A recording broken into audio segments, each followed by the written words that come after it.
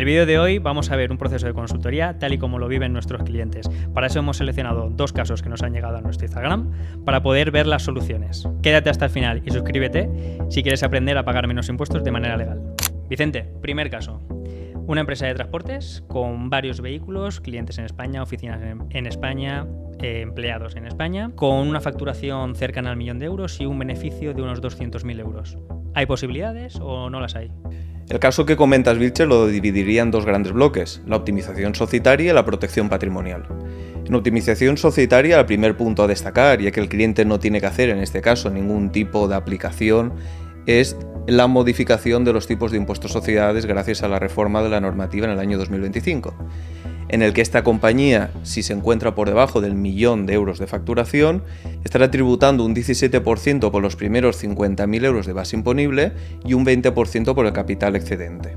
Sin embargo, como la empresa supere el 1.000.000 de facturación, también tenemos una reducción de un 1% anual hasta llegar al 2029 con un 20% de impuestos sociedades. Con esto, ¿qué quiero decir? Que nos tenemos que olvidar del 23 y del 25% de impuestos sociedades que venían teniendo las compañías.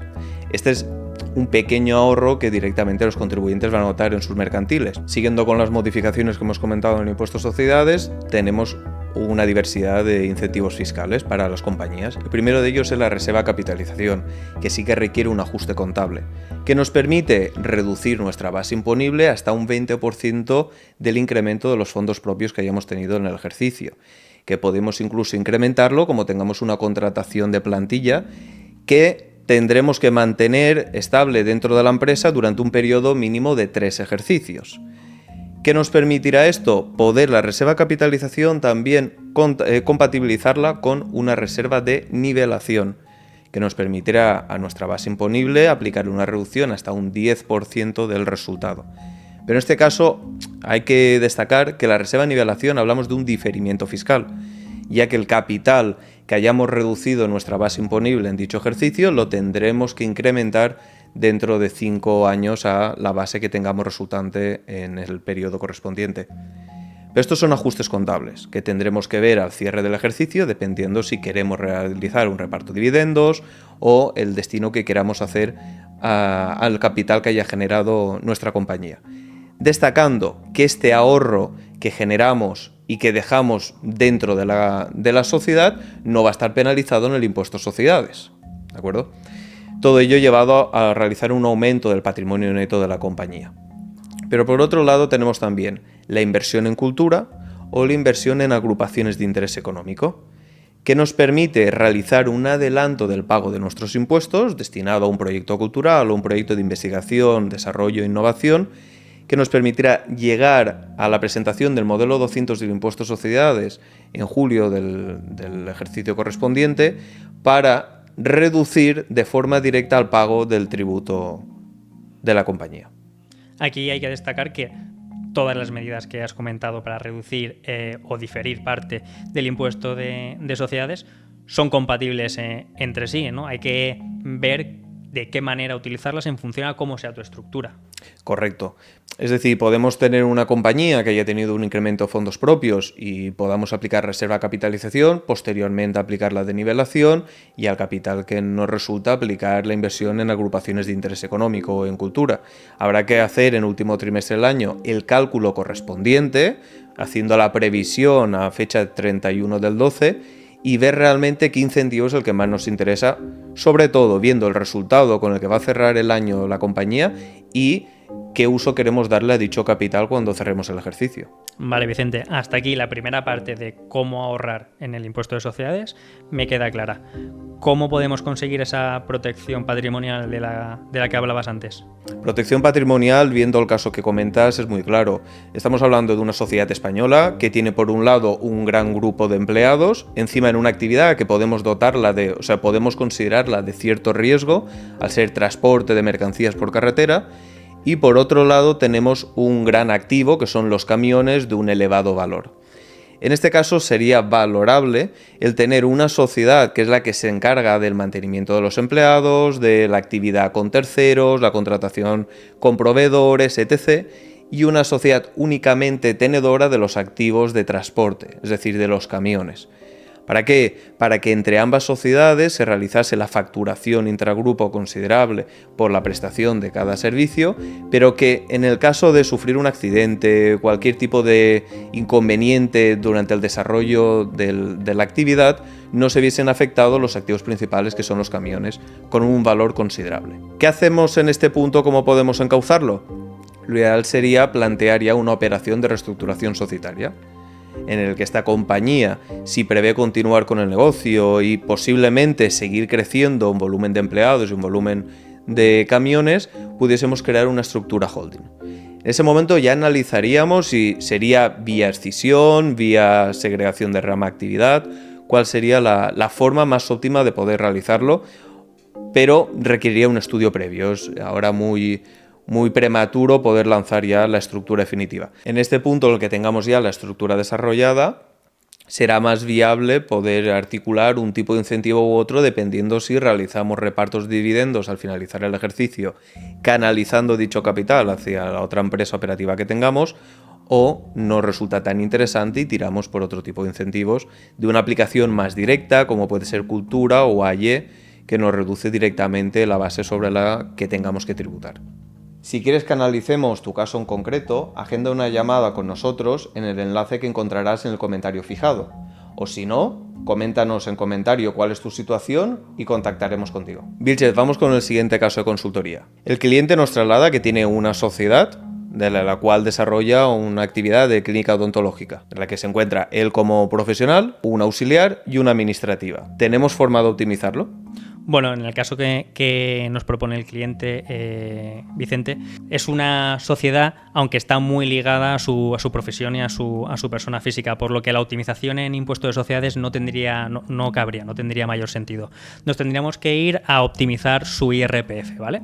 Y aquí hay opciones, pese a lo que hay en el ideario común, que tiende mucho a pasarse a sociedad cuanto antes. Este cliente tiene posibilidades de ahorro fiscal ligadas a su IRPF, ¿vale?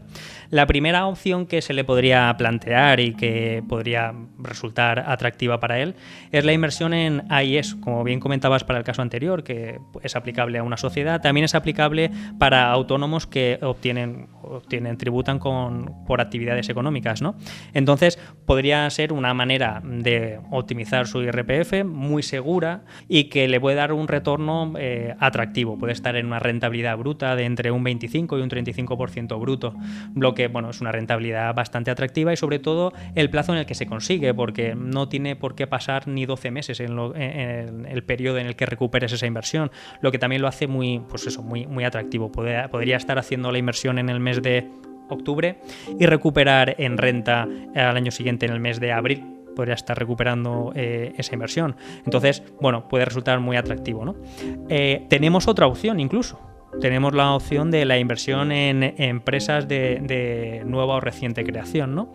En la que el beneficio puede ser bestial. Ahora, también implica otro tipo de riesgos, ¿no? Aquí sí que estamos hablando de asumir más riesgo a la hora de afrontar la inversión. El beneficio es sencillo de entender. El 50% de lo que invierte en una empresa que cumpla los requisitos es deducción. Es puramente una deducción frente a la cuota estatal del IRPF, ¿vale? Vicente, cuando pagamos IRPF, pagamos cuota estatal y cuota autonómica, ¿vale? Yo genero una deducción que va a ir frente a la cuota estatal. Te pongo un ejemplo. Este cliente invierte 10.000 euros, genera una deducción de 5. Esos 5.000 euros se los va a poder deducir de la cuota estatal. Si antes le salía una cuota estatal a pagar de 14.000, pues ahora va a pagar 9, ¿vale? Podría llegar a deducirse incluso los 14. ¿Cómo? Si hace una inversión de 28, ¿vale? Este es el beneficio. El beneficio es que me puedo deducir la mitad del IRPF aproximadamente. ¿Cuál es el riesgo? Pues mira, yo los dividiría en dos grandes bloques. Las pegas que tiene este tipo de inversiones. Para empezar, es muy intensivo en capital, porque necesito afrontar tanto el pago de la inversión en la empresa como el pago de la cuota autonómica, ¿vale? Entonces es intensivo en capital. Por otra parte, todo lo que yo invierto en la empresa, pues queda sujeto a riesgo, porque la empresa puede ir bien, puede ir mal, o es una incógnita. Depende cómo sea el negocio en el que se invierta, puede ser una incógnita, aunque es algo que es una incógnita o un riesgo que se puede disipar en función al tipo de proyecto en el que se invierta. Y otra pega es que uno de los requisitos que hay para poder optar y para poder generar esta deducción es que la inversión se tiene que mantener entre 3 y 12 años. Lo que implica que ¿en qué año voy a recuperar la inversión? ¿En el año 3? ¿En el año 5? ¿En el año 7? ¿En el año 12? Es otro inconveniente ligado a la liquidez que hay que tener en cuenta, ¿no? Entonces, beneficio, por hacer un breve resumen.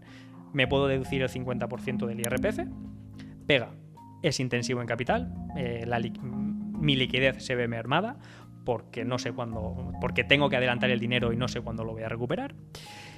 Y riesgo, ¿no? Porque depende cómo sea el negocio en el que invierta, pues puedo asumir un riesgo alto. Entonces, por hacer un resumen, este cliente tiene una sociedad, tratándose de una sociedad profesional porque es una sociedad meramente dependiente de su profesión, de él, de sus estudios, de su persona física, no tiene mucho sentido hablar de la optimización fiscal en sociedades. Por eso llevamos su optimización fiscal al IRPF. Repasamos una manera muy segura de optimizar el IRPF, de inversión en agrupaciones de interés económico. Una manera más arriesgada y para perfiles un poco más arriesgados, la inversión en empresas de reciente creación, que puede resultar muy, muy, muy atractiva, aunque bueno, tiene los inconvenientes que hemos comentado en cuanto a la gestión del riesgo y a la gestión de la liquidez. Si tu tributación está muy ligada al IRPF y crees que no hay solución, comenta en este vídeo o agenda una llamada con nosotros para ver cómo podemos ayudarte.